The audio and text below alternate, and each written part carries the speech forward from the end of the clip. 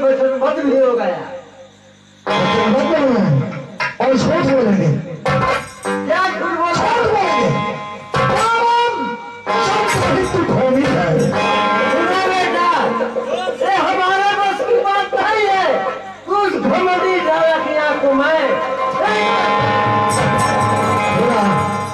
बाबा उसी समय कह रहा हूं, तू घमंडी है, तुम चोर है, तुम पापी है, तुम अत्याचारी है, तुम्हारा जैसा शब्द तुम्हारा नहीं है, तो धरती मां भी सामने लगी पापी। ये वो पहले नंबर का चोरी कर लिया किया कर था जा उसरा फूल को आकर चल गया मन के पहले चोरी करिए बदमाशी करिए हथियारी करिए अब का करता है बहुत कुछ को चल गया बाबा बताओ बहुत कुछ को चल देखो चंचल, हां हमारा दिमाग कहीं और है। हां वो तो पहले बदमाशी लेकिन एक बात जरूर तुमसे प्राप्त करूंगा। चोरी भी की है, ये पहले हमारे आदि ने देखना भैंस खोल जा सामने खड़ा चोरी की है, भैंस खोलते हो, ये पहले का बात ना सिर काटे हो, डकैती डाले हो, पहले ना कर जाओ मन का तुम किया हो, मैं किया हो। उनको मैं का जो पूछ रहा हूँ उसका जवाब मुझे चाहिए। मैं तो खोल के लेके आया तो कुटिया में ना बानी बगलिया गलिया में चोर ना भैया नगर बस्ती वाले हमको रहने देते हैं यहाँ। वो सारा कमीशन के लेते रहे उनको अरे किस कमीने के लड़के हो तुम? ए बिल्कुल बताइबा हां किस कमीने के लड़के हो ये कुछ बता देगा साधु में तुम्हारे सरे कुछ बोलेगा वो कहना कदम कहता ना तुम बुला रहे हो। ये बताओ गाड़ी पकड़ के जाके चल कर तो के पर खुश है वाह एक बात कहूँ तुमसे, हां बोले ना बेटा कहूँ एक बात, हां बोले बाबा हमारे करीब आओ। हां बोले बाबा देखो वो तो जितना कह करके चला गया, हां हां फिर भी मैं उसको पता नहीं हूँ।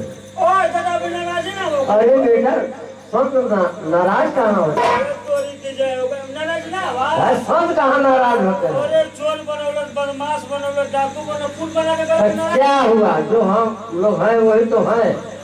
सही कोई दाग लगी है? देखो कोई दाग लगी है?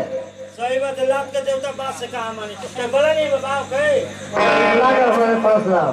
अरे एनी पे ऐसा ना सुन एनिया ऐसा ना कि बाबा तोरी पर नाराज नहीं था तोरी पर बाबा खुश हुआ अब बाबा के जितने की दिन के गरिया पे उतने बाबा तोरी पर खुश नहीं गरिया के देखना अरे आखिर फिर कैसे तो चला है हमारे पास?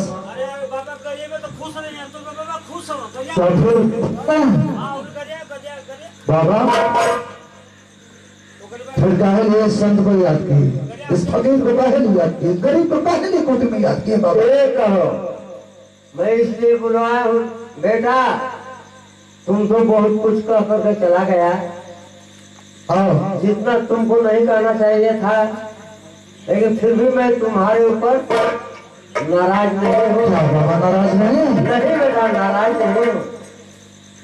तो फिर बाबा भूमि लुच्चा क्या क्या बहुत कहना, कुछ कह दिया बाबा, क्षमा कीजिएगा बाबा। मैं क्षमा कर चुका हूँ बच्चा, कहने की बात नहीं है। अगर बात बनती है बाबा तो दास को उठा लीजिए। जय भोले।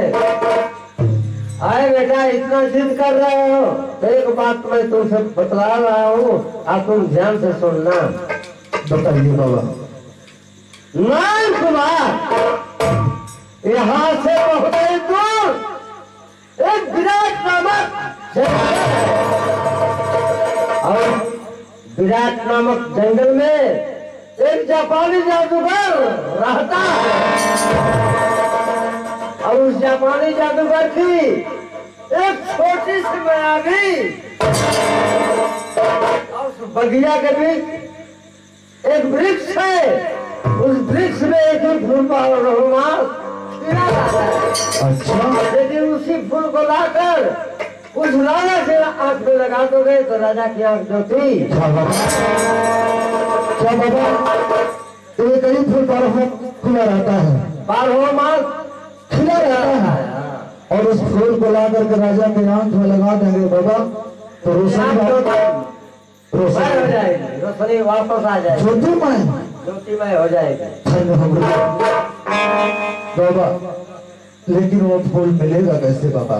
खास बात तो यही है नयन कुमार, कोई भी मनुष्य उस बगिया के बीच जाता है और जाते ही समय उसकी नींद आ जाती है और वो मनुष्य सो जाता है और जापानी जादूगर आता है उसे ले जाकर के जिंदा ही चक्की में पीस देता है।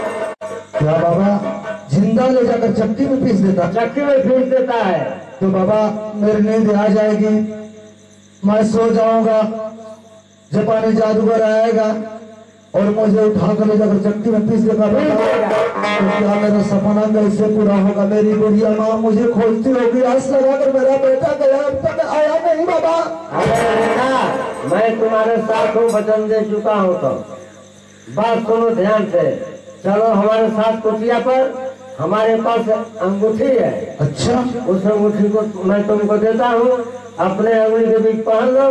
जब तक वो अंगूठी तुम्हारे अंगुली के बीच रहेगी तुमको नींद नहीं आएगी, हर काम तुम्हारा। चलिए बाबा मैं आपके साथ जरूर चलूंगा कुटी पे और उस अंगूठी को तो जरूर पाऊंगा बाबा। अरे गुरु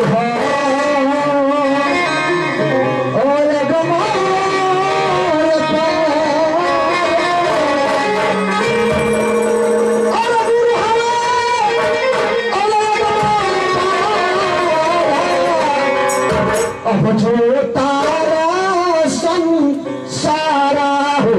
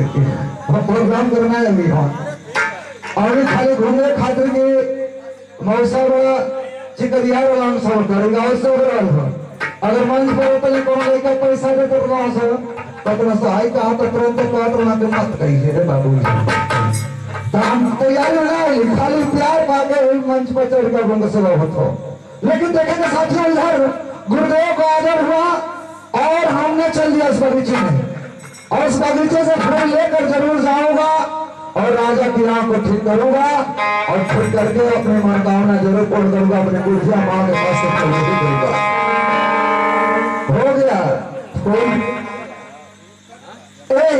कौन दुल्ही का विदाई होते रहे अब कर भैया कौन दुल्ही का विदाई होते रहे माई बहनी लोग दिया शादी में लोग गावेली बड़ा पसंद से लोग गावेली लेकिन एक जब गावे लगेली तो निर्गुण हो जाए हमारी बहनी को प्रश्न है कौन का विदाई होते रहे दुल्ही अपने बाबा से हर छापा छल मारा हुआ चलू अरे छवई मोर बाबा हो लड़कियां रोवत थी बाबा के कौन बाबा अरे जागर मोर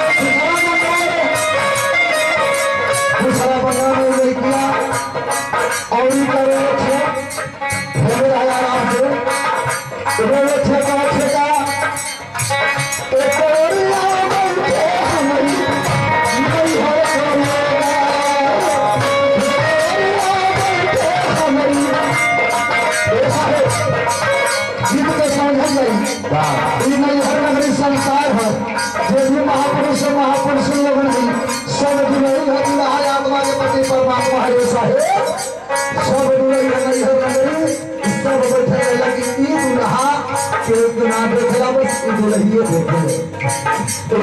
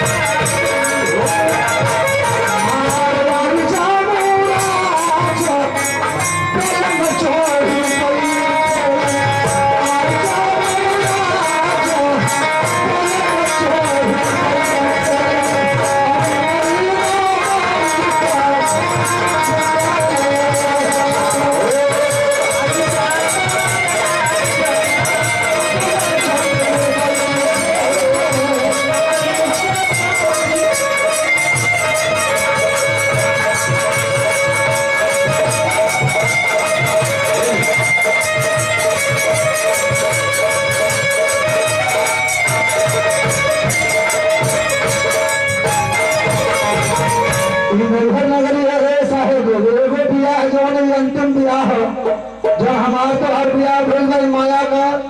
हम बताए ला ये चाचा लोगन कि माया का बिया जगना आके हमने कर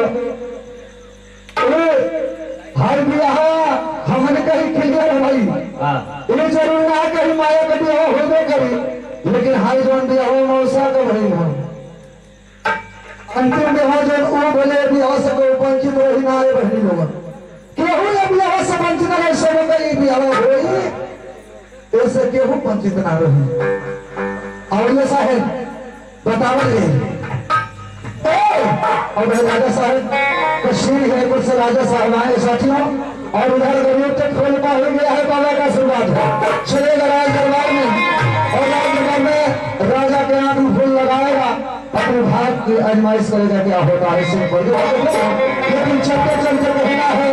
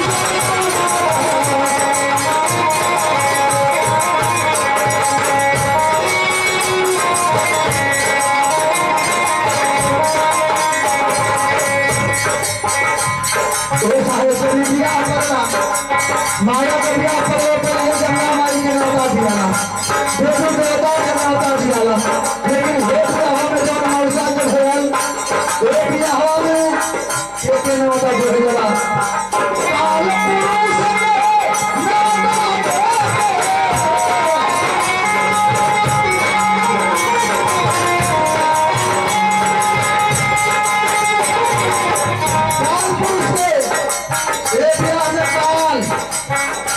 महाकाल इस काल में आवेला जहां बाबा ढोल के दबा दे अकाल पुरुष के नवता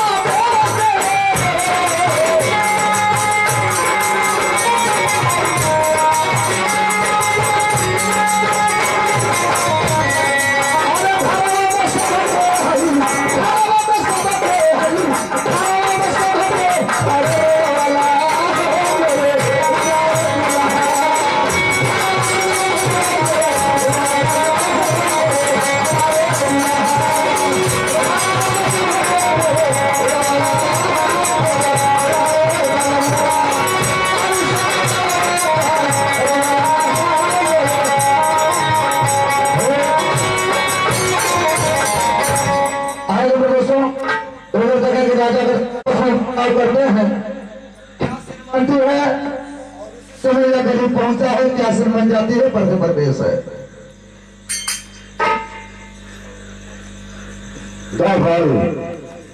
क्या बात है देख रहे हो आज बहुत दिन गुजर चुका द्वार पर ऐसा राजा की आप कोठी करने वाला आपका कोई भाई का लाल पैदा नहीं हुआ द्वार पर। अच्छा ये बात है। हाँ जाओ उस राजा को लाओ और फांसी के तख्ते पे अभी खिलाओ ये समझ ले तुरंत ठीक हो रहा है गुजर रहा है द्वार पर।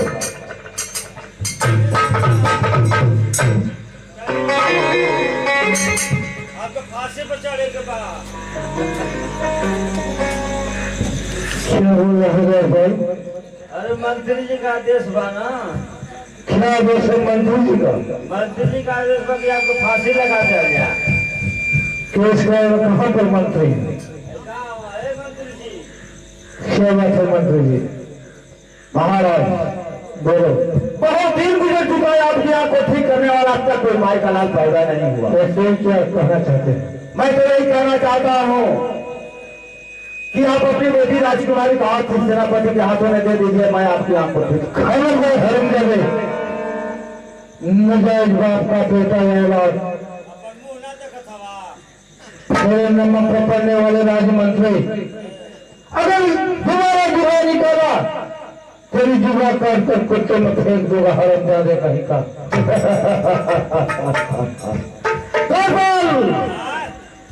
पागल कहीं के, बहुत जल्द जाए फांसी के तख्ते में झुला सकते हैं। इसकी कोई मुझे परवाह नहीं है राजमंत्री। ये हवा करवा। जितना मैं कह रहा हूँ उतना सुनो। औवे का तो सुबिया कोले हऊ। पागल कहीं का, पहले जो कह रहा हूँ उसको करो। ठीक है, बाना में चलो राजमंत्री, देखा जाएगा।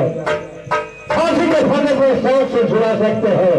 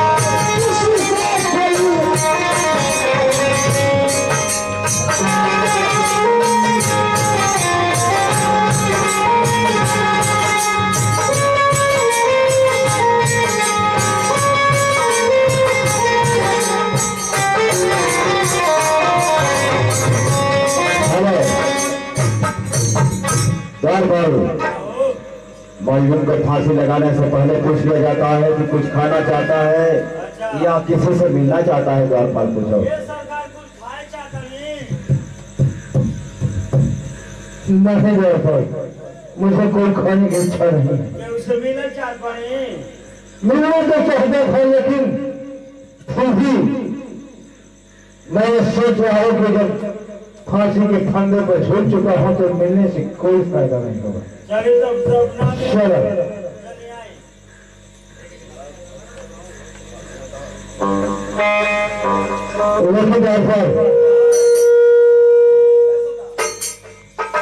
थोड़ी देर के लिए जाओ, मेरी बेटी को मेरे पास बुला लो।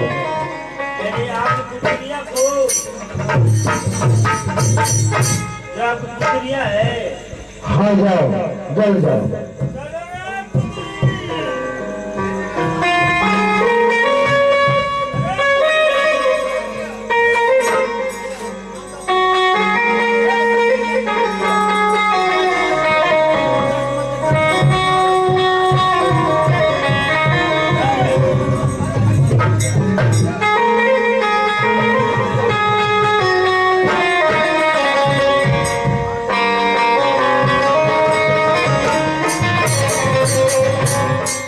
सरकार आपको पुत्री ना आया उनका आता नहीं।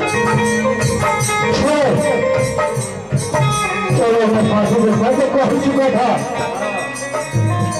फांसी के फंदे में मैं सुन चुका है, तो किसी से मिलने से कोई रास्ता नहीं है। चलो राजमंत्री, चलो फांसी को छूट चुका हूँ, जल्द करो। द्वारपाल, और मैं नंबर लगा रहा हूँ, तुम रस्सी को टाइट रखो।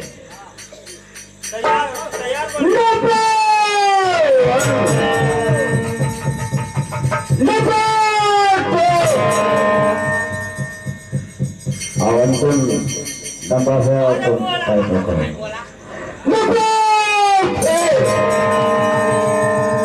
भैया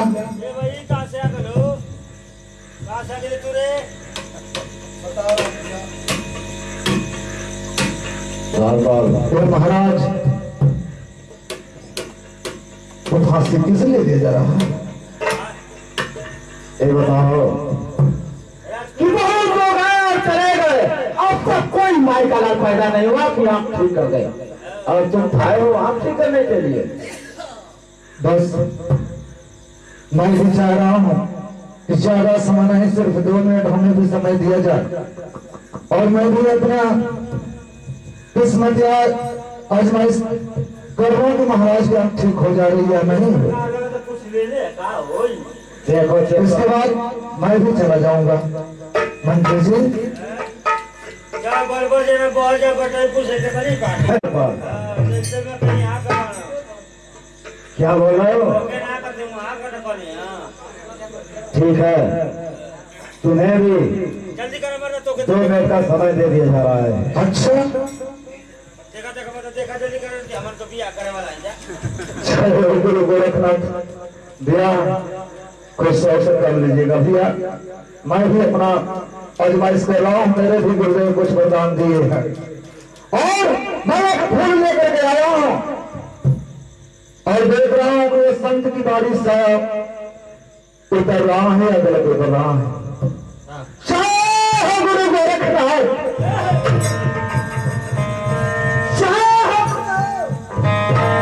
पहले ना ये चीज तरीका होई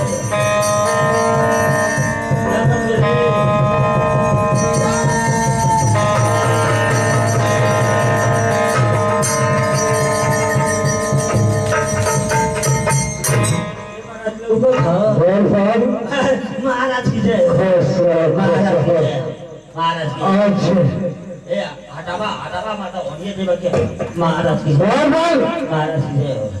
अरे पहले जो मैं पूछ रहा हूँ वह बताओ। महाराज की जय खुश है मैं पूछ रहा हूँ कि मैं आपको कौन ठीक किया है? मैं ठीक हूँ मैं ठीक हूँ तुम ठीक किए हो? मैं ठीक हूँ सच बोल रहे हो?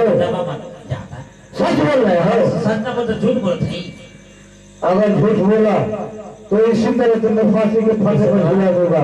पैसा देवा झूठ बोलो तो महाराज से कह दो ये आपकी आंख को ठीक करने वाला सेनापति है, इसलिए कि मैं राजा बन जाऊंगा और तुम्हें द्वारपाल का पद हटा करके सेनापति कितना चाहिए? द्वारपाल कैसा तबादा करे? 70 रुपया 20 रुपया क्या कौन सा मांगो? वो ना वो मन का बात है ये सांपर का किया मैं ठीक नहीं है।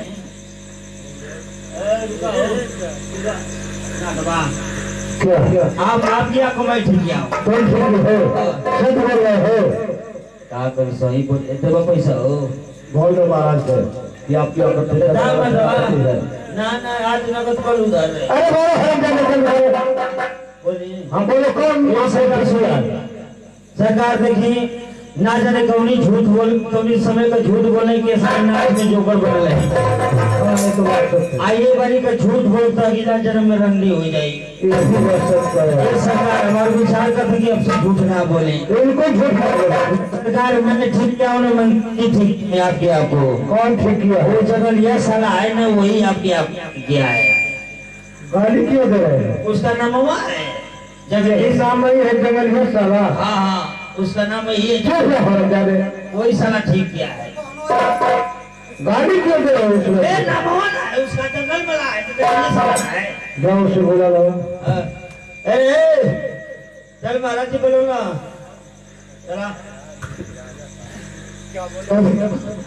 चला महाराज जी बुलाए एक बार भैया बैठो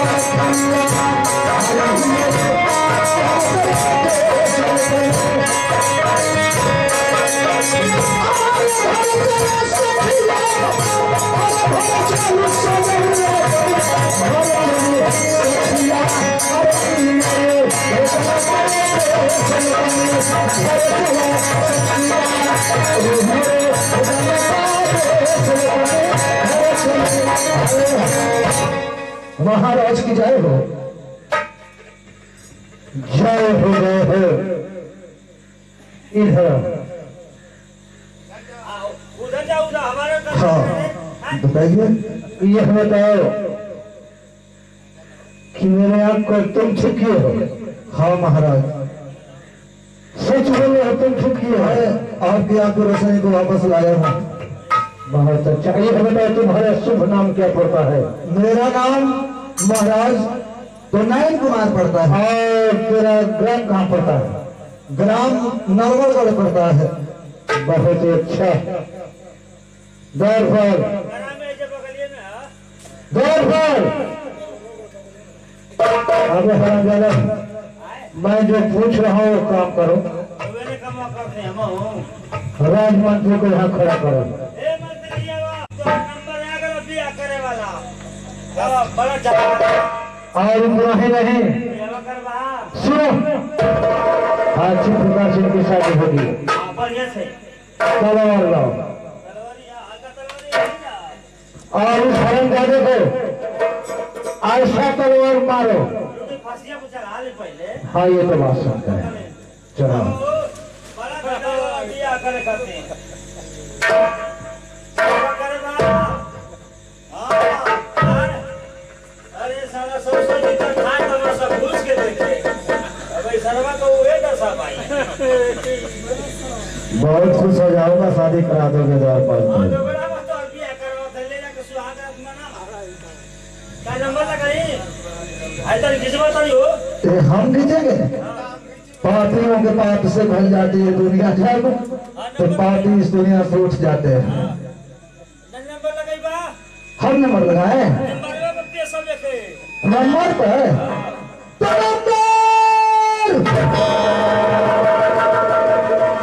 और यार लगावा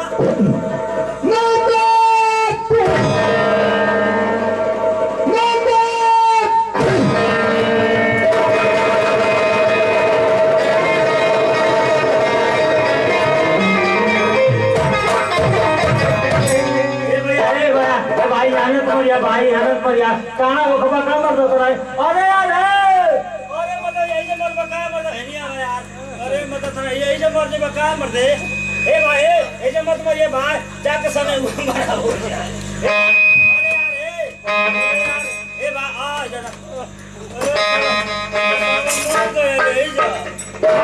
मर गया। ए भैया उठ जा भाई चल जा गंगा जी में भाई अपने से अब जिए थका ये मत अरे मत ये जो खाना बोलो यार ये चूल्हानी है मत ये जो मारा भाग ए भाई उठ जा बहुत बुद्धिमानी से रहे थे राजा का दरबार पर। रुका यार लगा तो के करी में हवा घुस गया ए? ए भैया ए भाई उठ जा भाई अरे यार तो सर्व में हवा घुस गया ए भाई उठ जा अरे मत ये तो जिस का बस हो रहा है। लगा तो कि हवा निकाले को बड़ी काम की हाँ ज्यादा ना निकाल ऐसे कि कब बेइज्जती हो गया हाँ ये बात। अब रुका है कि हम पे के सीधा करते हैं ये सीधो के लिए कोई ठीक है भाई। देखिए अब हमारा मुर्दा यहाँ से पैदल जाएगा पैदल दिखाइए तो भैया कैसे पैदल जाता है मुर्गा।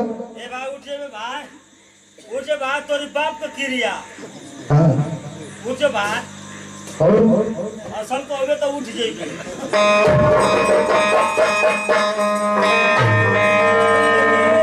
देखिए अब यहाँ से हमारा मुर्दा कैसे पैदल जाता है कैसे जाएगा।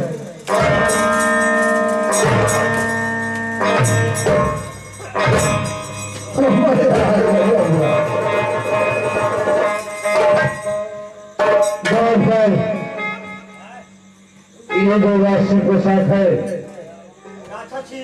राक्षसी नहीं मिलेगा। इस बात में तो आपको वही का है ये करवा दे सुनो मैं बता रहा हूँ ये जो राशि के साथ है इस लड़के को पहना दे और ताज इसके सर पे बांध दे। हाँ वही मेरा आप ठीक किया है ना। हम नहीं पहनेंगे तो कौन पहनेगा।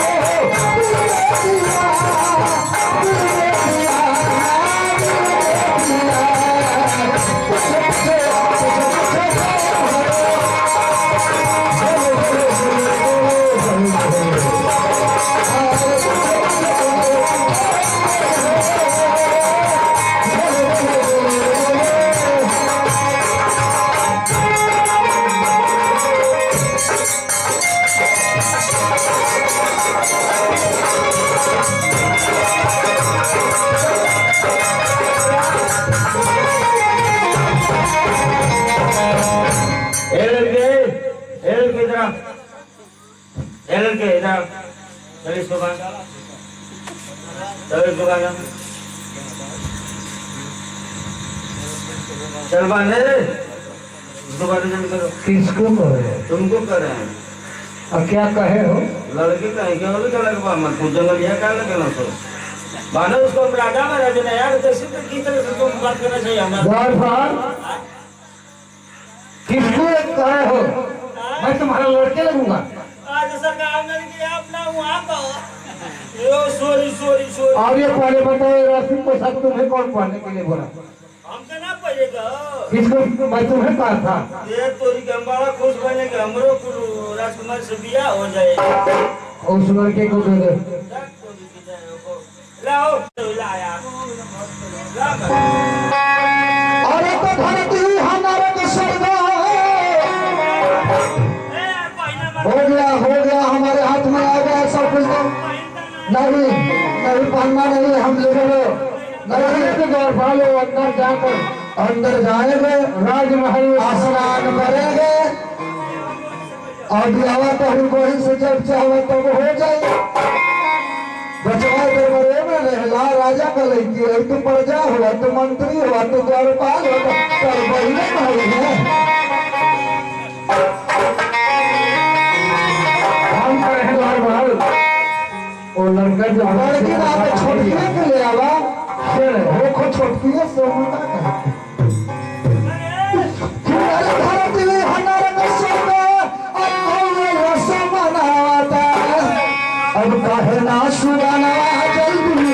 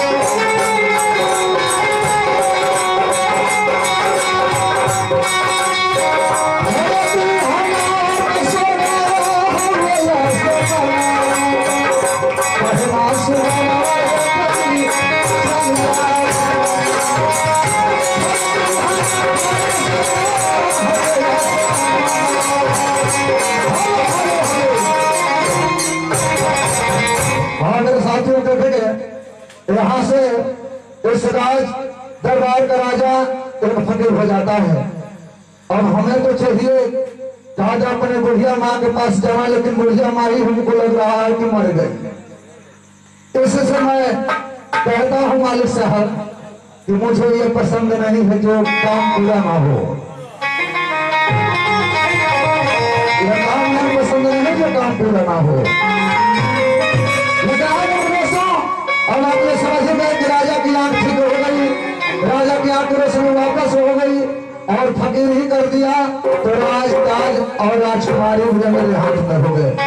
आइए दोस्तों यहाँ से ड्रामा समाप्त होता है, निर्गुण भजन सुनेंगे आप लोग।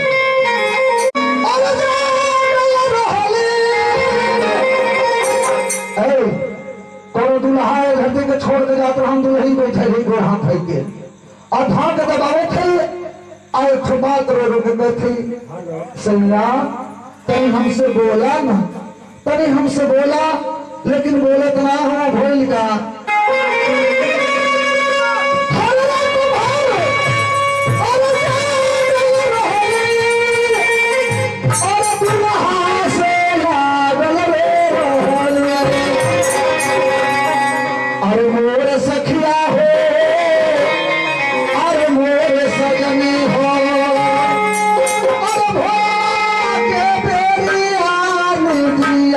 La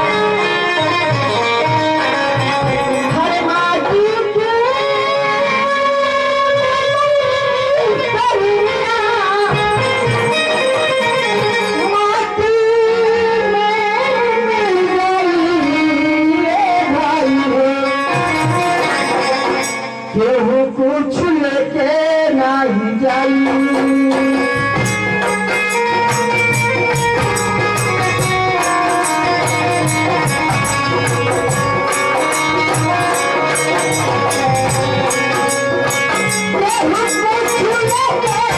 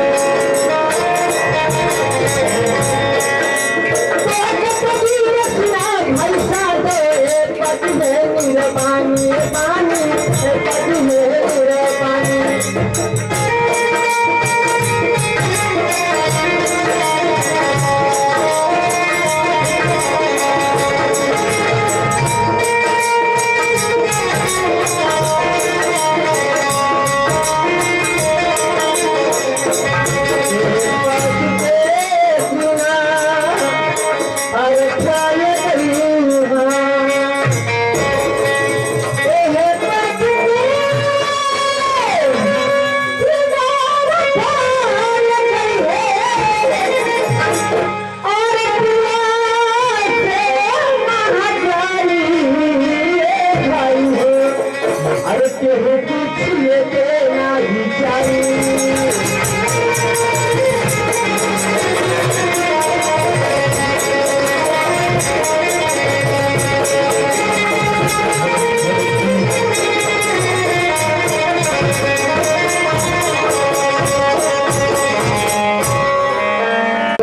साथ